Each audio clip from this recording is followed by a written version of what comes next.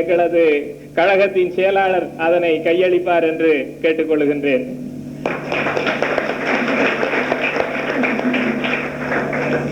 சரி, இது ரெண்டு முக்கியமானவர்களை நாங்கள் இங்கு அறிமுகப்படுத்த வேண்டும். அதாவது இத்தனை நலப்பணியாளர்களுக்கும் நாங்கள் வகுப்புகள் நடத்தி வந்திருக்கின்றோம். அந்த வகுப்புகளை நடத்தியவர்கள் அவர்கள் முக்கியமானவர்கள். முதலிலே எங்களுடைய டாக்டர் திருமதி தேவராஜா அவர்கள், அடுத்ததாக எங்கள் டாக்டர் இந்த மருத்துவ அதாவது நலப்பணிக்கு விரிவுரை வழங்கியவர்களிலே திரு டாக்டர் நடராஜா அவர்கள், அவர் தர்மபுரி மாவட்டத்திலே, அவர் நெல்லை மாவட்டத்திலே உள்ள நாரணம்மாள்புரத்திலே அகதியாக இருக்கின்றார். அடுத்தது டாக்டர் பாக்கியநாதன் அவர்கள், அவர் குபுடுக்குண்டி. நாங்கள் எங்களுடைய கடமைகளை முடிப்பதற்கு ஒரு விஷயம் இருக்கின்றது, நன்றியுரை சொல்ல வேண்டும். இப்போது திரு மாணிக்க வாசகர் அவர்கள் அந்த நன்றியுரையை வழங்குவார்.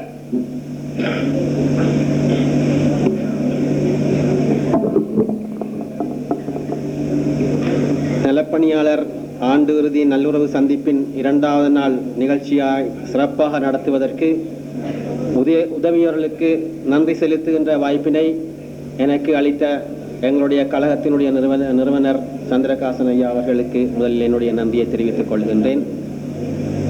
எங்களுடைய இந்த நலப்பணியாளர் பயிற்சியை கடந்த 6 மாதங்களுக்கு முன்னால் ஜூன் மாதத்தில் ஆரம்பித்து பின் அதனுடைய இந்த ஆண்டின் கடைசி இறுதியாண்டு நிகழ்ச்சியாக நல்லுறவு சந்திப்பினை தமிழ்நாட்டின் தலைநகரான சென்னையிலே நடத்த வேண்டும் என்று சந்திரகாசன் ஐயாவுடன் கேட்டுக்கொண்ட போது அவர் அதற்கு எந்த மறுப்பும் தெரிவிக்காமல் தலையசைத்த போது நாங்கள் மிகவும் மகிழ்ச்சி அடைந்தோம்.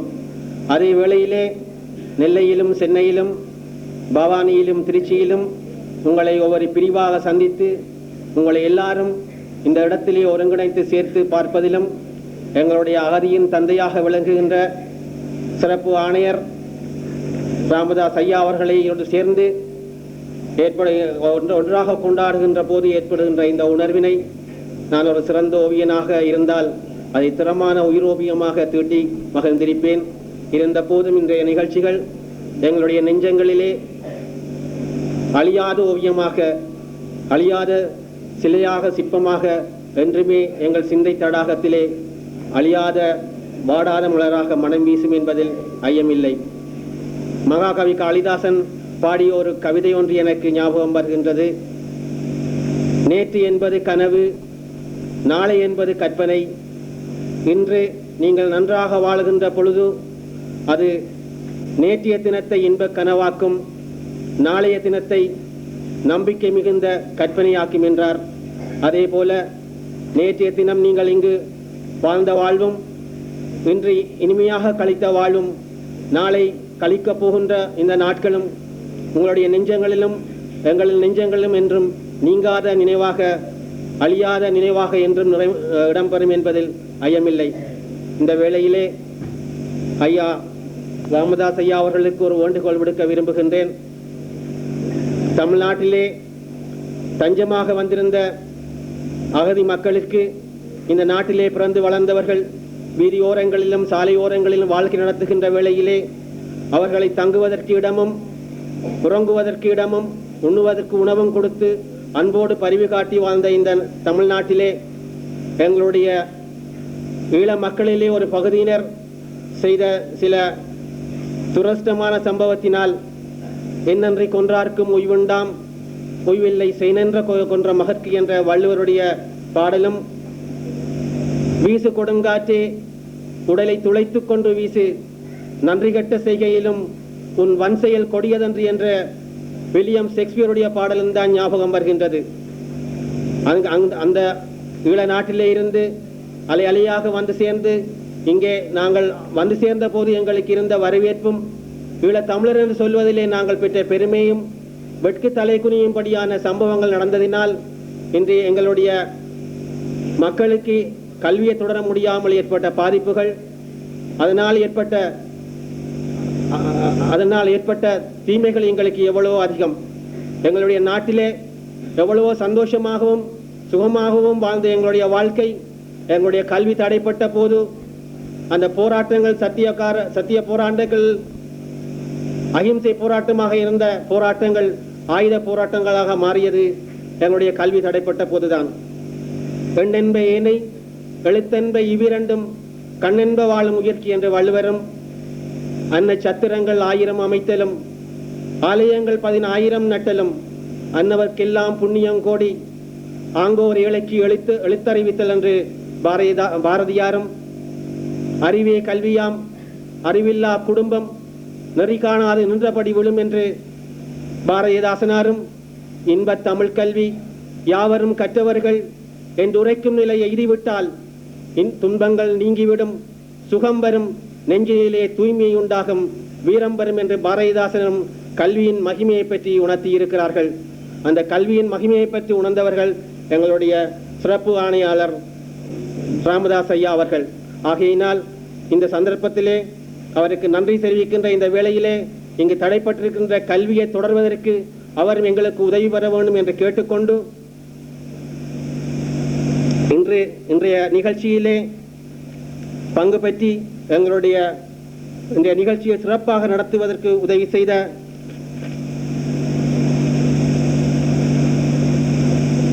திருமதி கொடிமணி குடும்பத்திட்ட பிரதி இணைப்பாளர் அவர்களுக்கும் திருமதி டாக்டர் பிரம்லா குழந்தைநல மருத்துவ பிரிவு அவர்களுக்கும் எங்களுடைய நன்றியை தெரிவித்துக் கொள்வதுடன்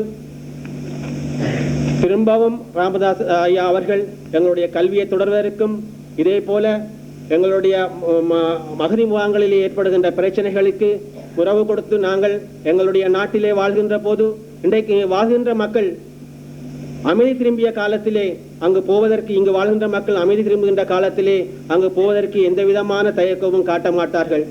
நாங்கள் வாழ்கின்ற இடம் மரண பயம் இல்லாத இடமாக வாழ வேண்டும். இன்றைக்கு ஈழத்திலே வாழ்கின்ற மக்கள் எந்த நேரம் எந்த உயிர் போகுமோ என்ற பயத்தோடு வாழ்கின்றார்கள். இந்த நாட்டிலே இவ்வளவு கஷ்டங்களும் எவ்வளவு துன்பங்களும் நடைபெற்ற போதிலும் நாங்கள் இங்கு மரண பயம் இல்லாமல் வாழ்கின்றோம். ஆகையினால்தான் இங்கு நாங்கள் இந்த மரண பயம் இல்லாத ஒரு நிம்மதியான வாழ்க்கை வாழுகின்ற அதே வேளையிலே இதே நிலைமை திரும்பவும் எங்களுடைய நாட்டிலே அமைதி திரும்பும் போது நிச்சயமாக உங்களுக்கு நன்றி சொல்லிக் கொண்டு இந்த நாட்டிற்கு மக்களுக்கு நன்றி சொல்லி நாட்டை விட்டு புறப்படுவோம் என்பதை உங்களுக்கு சொல்லி வைக்க அன்போடு சொல்லி வைக்க விரும்புகின்றேன். அதே வேளையிலே திரும்பவும் மறுபடியும் இந்த சந்தர்ப்பத்திலே என்னை நன்றி கூறுவதற்கு வாய்ப்பளித்த சந்திரகாசன் ஐயா அவர்களுக்கும் மற்றும் எங்களுடைய கழகத்தினுடைய உறுப்பினர்களுக்கும் இங்கு சமூகம் அளித்திருக்கின்ற நலப்பணியாளர்களுக்கும் மற்றும் தோழர்களுக்கும் தோழியர்களுக்கும் என்னுடைய நன்றியை தெரிவித்துக் கொண்டு இதில் யாராவது விடுபட்டிருந்தால் அவர்களும் மன்னித்துக் கொள்ள வேண்டும். எல்லாருக்கும் நன்றியை தெரிவித்துக் கொண்டு முடித்துக் கொள்கின்றேன். வணக்கம்.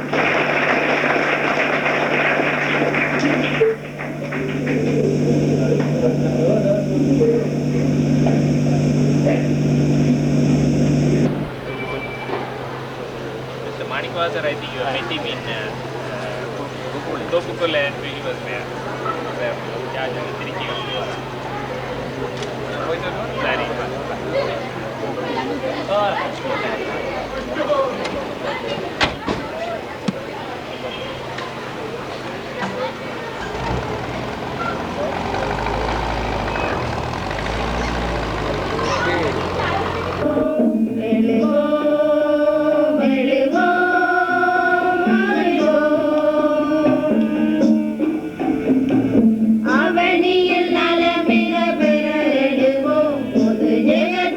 படைத்திட பணி புரிவோம். அவனியில்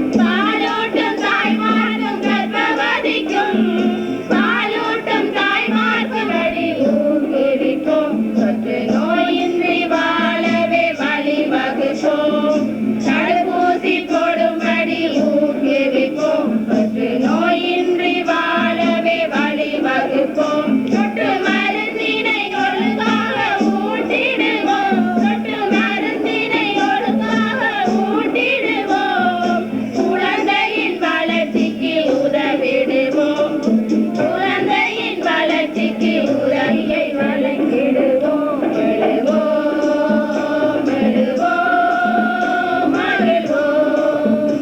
எழுவோம், எழுவோம், மகிழ்வோம். அவனியில் நலமிக பெற எழுவோம். ஒரு ஜெகத்தினை படைத்திட பணி புரிவோம்.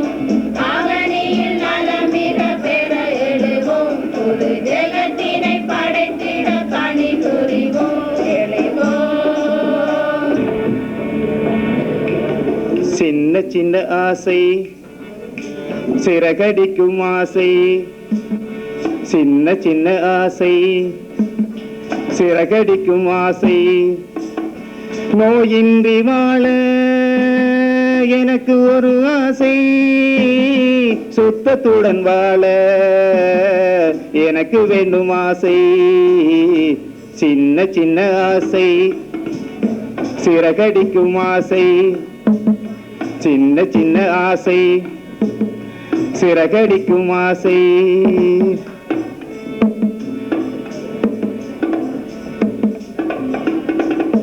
குழந்தை நலம் காக்க போட வேண்டும் ஊசி, கக்குவான் வலிப்பு சின்னம்மை டெட்னஸ் போட்டுவிட வேண்டும். தடுப்பூசி எல்லாம் போலியோவும் சொட்டு கொடுத்து விட வேண்டும். சின்ன சின்ன ஆசை சிறகடிக்கும் ஆசை, சின்ன சின்ன ஆசை